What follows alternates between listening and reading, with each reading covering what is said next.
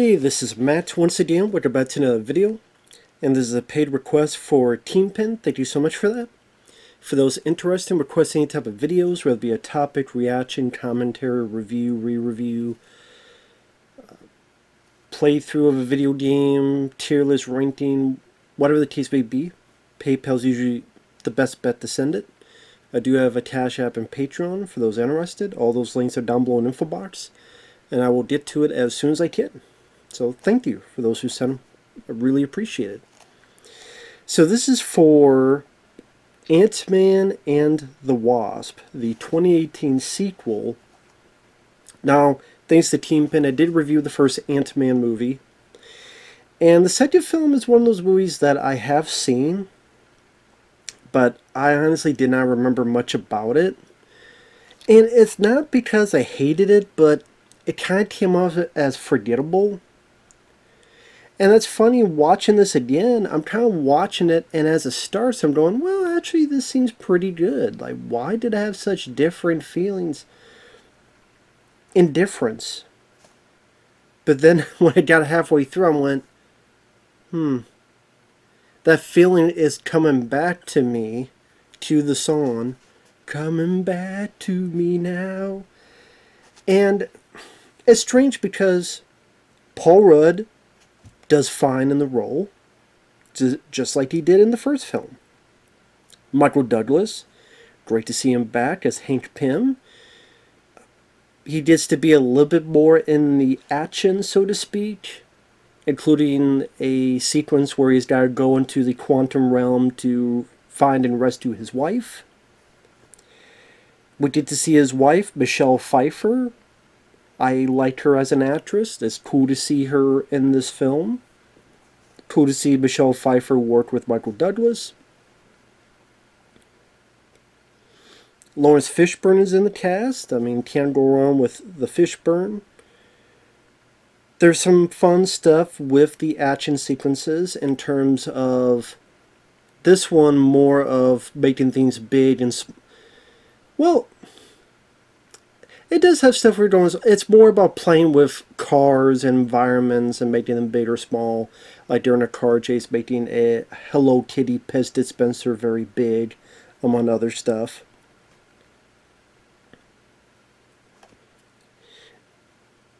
And before I get to it, the plot of the film, you have Paul Rudd doing well with his parole. He's got an ankle bracelet on. He's doing well with his daughter. He set up his whole place to be this kind of little training camp with cardboard and strings. You know, very cute thing to give her an adventure in his own home. I thought that was a very cute thing for the father to do. It does help establish that the friendship bond that those two had carried over from the first film. There's days left of his ankle bracelet. This takes place after Captain America Civil War, so that's why he's on a bit of probation. This is why Michael Douglas and I forget the actress's name, who plays the Wasp, why they don't want to talk to Paul Rudd, because they're on the run and they have to go from place to place, and they're pissed that he stole the suit to help out Captain America and didn't tell them about it. But Paul Rudd has his dream that features Michelle Pfeiffer. He calls, they contact him back, get him to where they want him to go, and say, hey, we're building this quantum realm tunnel because we have a chance to maybe get Michelle Pfeiffer back. Paul Rudd has to be going, well, okay, I only have days left.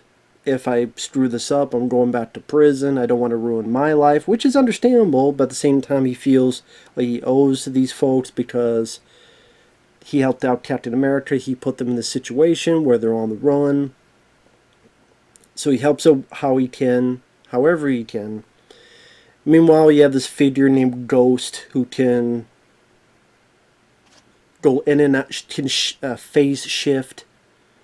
So if you try to punch, your punch will go right through her. You find out that Laurence Fishburne, who used to work with Michael Douglas, he's working with this because she's in pain. because his face shifting thing, and apparently she needs Michelle Pfeiffer because she's been in the quantum realm and the Tater energy which could kill her, and till she's in so much pain, ghosts don't care about that shit. Also, Walton Goggins is in it with his buddies who are black market dealers. They're trying to get some stuff, or get some of that payday.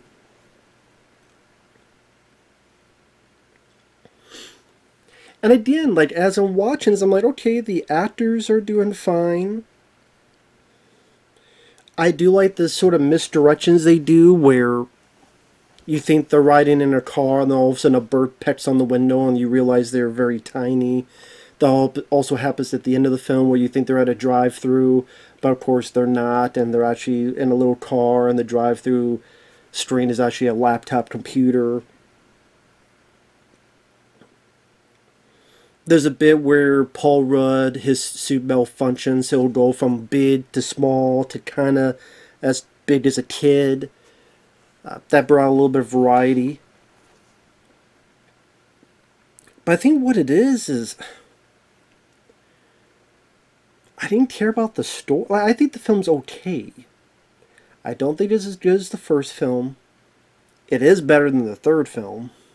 I don't hate the film because they're still fun to be had, but it wasn't a compelling story. I think because, number one, Ghost is not a compelling villain, but not a villain, because you're supposed to feel sorry for her.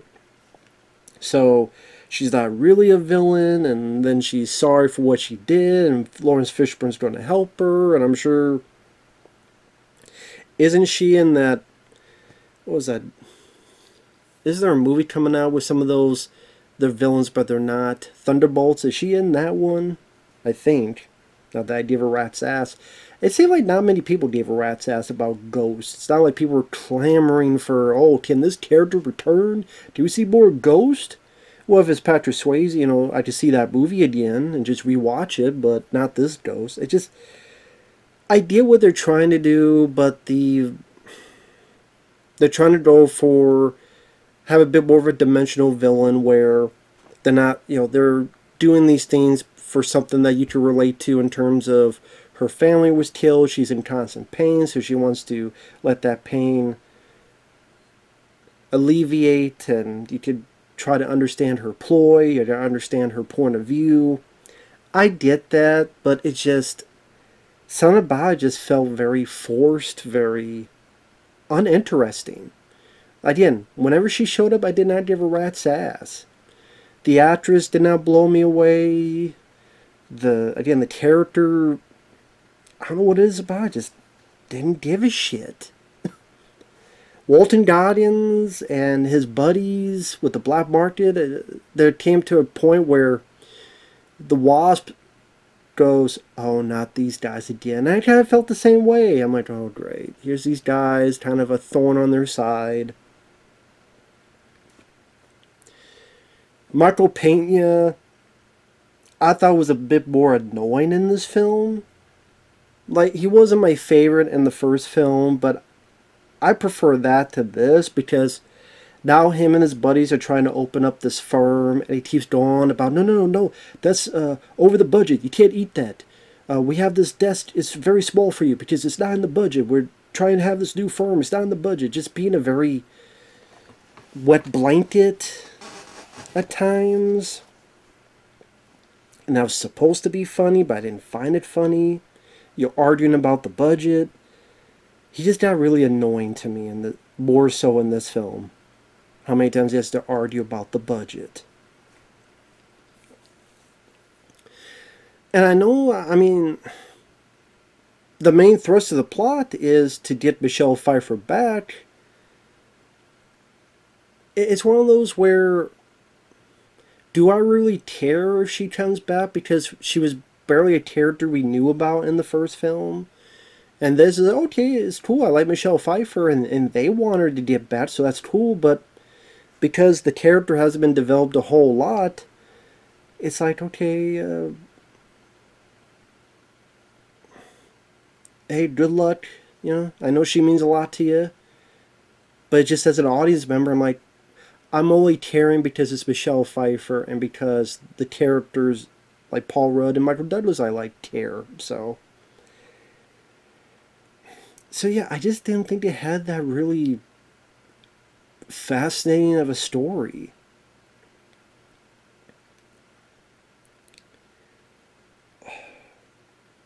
The fight scenes are okay. I mean, Wasp has lot more screen time, and maybe that's another thing is I'm a lot more interested in Ant-Man than the Wasp. It's not because she's a lady, it's because she worked fine in the original film, but it's not like she was my favorite character.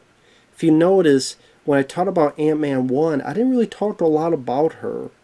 Again, I like Paul Rudd more, I like Michael Douglas more. Her, like, she's fine, but it's like, I don't care about having more screen time of the Wasp. Ant-Man, because he's a guy who's a bit more relatable and is a bit more of the blue-collar guy, because he's a bit more of being more surprised, shocked, scared of what's going on. So again, you can relate as a viewer.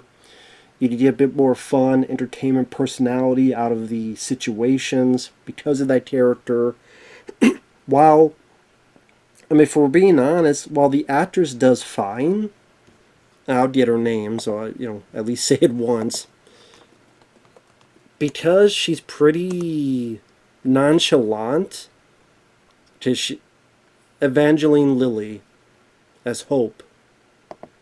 Evangeline Lilly, again, she's not a bad actress, but because she's very, like I said, nonchalant, it just, she doesn't react to a whole lot of the situations because she's in control and she's a strong woman and blah, blah, blah, blah, blah. It's like, okay, good for you.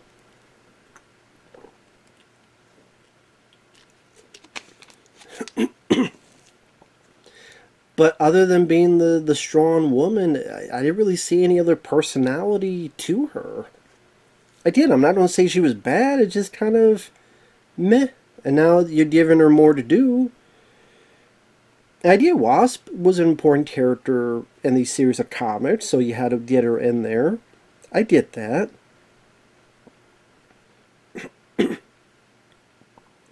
It's just I was more interested in Ant-Man, and thus, when you have the Wasp, a lot of that action is going to get away from Ant-Man and towards her. And like I said, I don't hate the film. There's fun to be had with doing the miniaturization, like when Michael Douglas will take his building, shrink it, and then it becomes a suitcase, and he just pulls the suitcase around. During the car chase scene, they'll make the motorcycles go small, or this Hello Kitty Pez make it go big and toss it towards them. There's a Wasp, she has an action scene in this kind of like kitchen area, or maybe not, but she throws something and throws it to make it go big, like a salt shaker, something like that, and it goes big and the guy bounces off on it. So playing with that was cool. The first one felt a bit more of you're small and you see their surroundings being so big and large, and it played a bit more of those miniaturizations a la Inner Space. So maybe that's a little bit more appealing. But you don't want to just remake the first film. But yeah, I think because like the villain, the story just was not as intriguing. And I didn't find the film as funny. And then the ending kind of was there where you have the car chase and Paul Rudd being Giant Man, which was established in Captain America Civil War. So it was cool to see that again. I like the bit that he takes a truck and is kind of using it like a scooter in a way. Pits at Walton Goggins, gets the thing, passes out. Evangeline Lilly saves him. They go to the lab. They have like a little fight with Ghost. Not like an amazing fight. I would still put the fight in the first film over it. where Ant-Man and Yellowjacket are in the bed and it's going topsy-turvy, and music starts playing of The Cure, and you see all these big things like Jolly Ranchers and stuff around, and then I'm on the Thomas the Tank Engine set where you see how it's regularly happening, little toys flipping down nonchalant like nothing special. Then up close you see how, lasers being shot around, and that difference between the two, the juxtaposition of what the little girl's seeing from her point of view to what's really actually happening. Like, that brought a bit more of a zany, fun quality in this. It's just to fight Ghost. I would don't say double teaming her, but that could be put in a different way. And then they succeed, and I think because also like Michelle Pfeiffer, like you see a little flashback, which was the flashback in the first film, but now Michelle Pfeiffer's voice is in it. You see maybe one or two little flashes, and then you see her at the end. So you don't even get a lot of her as a character in this movie. I would say more so in the third movie you get a bit of her and with Kane, but that's just an awful movie. But yeah.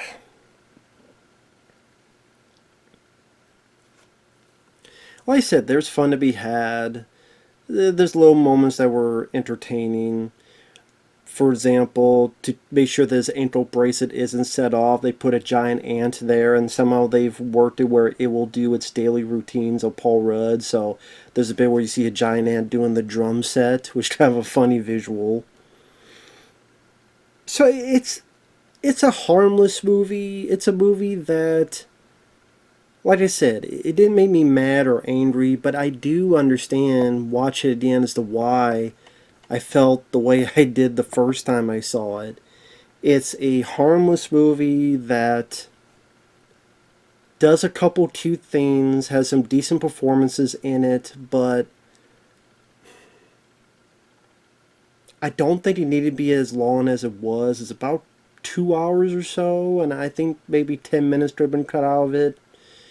Again, I don't find Ghost a compelling character. I don't really give a crap about her backstory. Michelle Pfeiffer I like, but because she's in it so little, she's just more of a plot point than a character. It's like, I like Michelle Pfeiffer, just, again, because she's in it for so little, she does become, she is the plot. She is the plot point. We need to rescue her. It's like, hey, the princess is at the castle. Okay, our goal is to rescue her. Doesn't automatically mean the princess is a great character. I mean, even Carrie Fisher in Star Wars, you had more screen time with her as the girl that we need to rescue.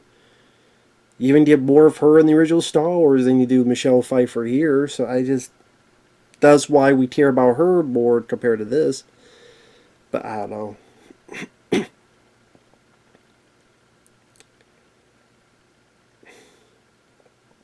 Like I say, it's an alright film that I do kind of wish Edgar Wright was a part of this to see what he would have done with the sequel. I don't think, I mean, they have the same director, and the director's like, well, now I get to have this all to my own. And I'm like, well, I think it's funny how the first film is the best one, and Edgar Wright, maybe some of his seasoning was still left on it, and that made it for the better. While this, the director's now got full control, and this is what he comes up with. This and the third one. And I'm like, well, maybe a bit more credit inadvertently should go to Edgar Wright for the first movie. Whatever that spark was. And I don't love every Edgar Wright movie, but I do know I've liked enough of his movies to know he's talented, more so than Peyton Reed, the guy who directed Bring It On and Yes Man.